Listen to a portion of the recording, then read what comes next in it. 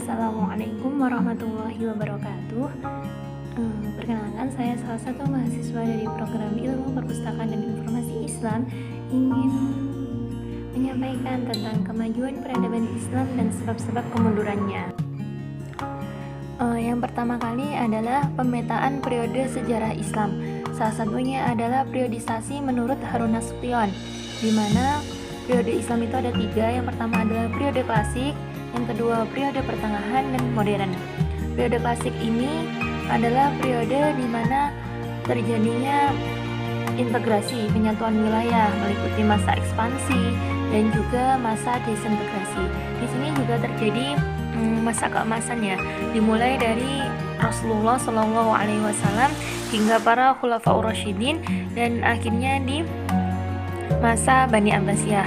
Yang kedua adalah periode pertengahan, yakni di periode pertengahan ini terjadi 2 masa kemunduran dan juga masa 3 kerajaan besar. 3 kerajaan besar ini terdiri atas 2 fase, yaitu fase kemajuan kedua, karena yang tadi di periode klasik juga terjadi kemajuan. Nah, yang selanjutnya adalah fase kemunduran kedua. Sedangkan di periode modern, yaitu periode 1800 sampai sekarang, adalah periode kebangkitan umat Islam, terutama setelah ekspedisi Napoleon yang berakhir di Mesir. Namun tidak menutup kemungkinan bahwasanya sekarang sistem Islam, yaitu kekhalifahan, telah dihapuskan. Jadi meskipun di sini disebut dengan periode modern, yang identik dengan kebangkitan umat Islam itu hanya terjadi di sekitar tahun 1800-an. Yang selanjutnya adalah kemajuan peradaban Islam, di mana di sini terdiri dari ilmu pengetahuan dan sosial budaya. Ilmu pengetahuan ini adalah keberadaan perpustakaan Islam dan lembaga-lembaga pendidikan atau keilmuan, dan lahirnya ilmuwan-ilmuwan Muslim seperti Ibnu Sina, Ibnu Khaldun, Al-Khwarizmi, Jabir Ibnu Hayyan. Selain itu, juga ada peninggalan karya intelektual Muslim seperti karya Ibnu Sina, karya Imam Malik, karya Ibnu Khaldun. Selain itu, juga ada berdirinya universitas-universitas di Eropa pada masa Daulah Abbasiyah, dan juga terdapat Universitas Al-Azhar, Universitas Islam tertua, penerjemahan buku, dan serta penemuan-penemuan baru. Dalam bidang sosial budaya, terdapat bangunan di Eropa yang menggunakan arsitektur Arab, dan di sini bahasa Arab menjadi bahasa resmi pemerintahan. Jadi dalam seni, kesenian, dan budaya itu banyak corak Arab yang ditemukan pada bangunan seperti pada masjid, pada gedung pemerintahan, dan juga istana.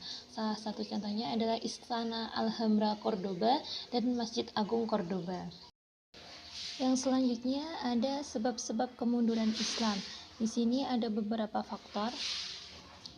Yang pertama adalah jatuhnya kekhalifahan Abbasiyah oleh serangan Mongol, yakni serangan oleh orang-orang Tartar dan Mongol pada masa pertengahan abad ke-13 Masehi, ketika kota Baghdad sebagai pusat ilmu dan kebudayaan dihancurkan. Faktor yang kedua adalah menurunnya kreativitas keilmuan umat muslim, di mana lembaga-lembaga keagamaan tidak lagi mengajarkan ilmu-ilmu filosofis termasuk ilmu pengetahuan, dan kedudukan akal semakin surut dengan dicurigainya pemikiran rasional. Daya penalaran umat Islam mengalami kebekuan sehingga pemikiran kritis, penelitian, dan ijtihad tidak lagi dikembangkan. Dan di sini lebih senang mengikuti pemikiran-pemikiran umat terdahulu daripada berusaha untuk melakukan penemuan-penemuan baru, sehingga lahirnya pemikiran rasional Islam zaman klasik. Yang selanjutnya adalah hancurnya ketahanan moral umat Islam atau penyakit wahan, di mana penyakit wahan ini adalah hubud dunya karahiyatul maut, artinya cinta dunia namun takut mati. Berkembangnya sikap hidup fatalis yang tergantung dan mengembalikan segala keuntungan dan penderitaan kepada Tuhan. Jadi mereka lari dari kenyataan dan hanya mendekatkan diri kepada Tuhan. Pada masa ini banyak sekali yang masuk pada tarekat-tarekat, sehingga tarekat itu sangat berpengaruh dalam kehidupan umat Islam. Dengan berbagai macam penurunan yang terjadi di segala sektor dalam peradaban Islam ini memicu kebangkitan Eropa. Terlebih penemuan Tanjung Harapan pada abad ke-15 oleh pelaut-pelaut Eropa Barat yang menjadi titik awal Eropa Barat menjadi semakin maju. Maka diperlukannya adanya pemurnian dan pembaharuan di dunia muslim karena paham tauhid yang bercampur dengan tarekat dan pemujaan yang merusak akidah. Sifat jumud membuat umat Islam berhenti berpikir dan berusaha, yang terjadi banyak perpecahan sehingga hal ini menjadikan Islam justru mengalami kemunduran dan bangsa barat mengalami kemajuan.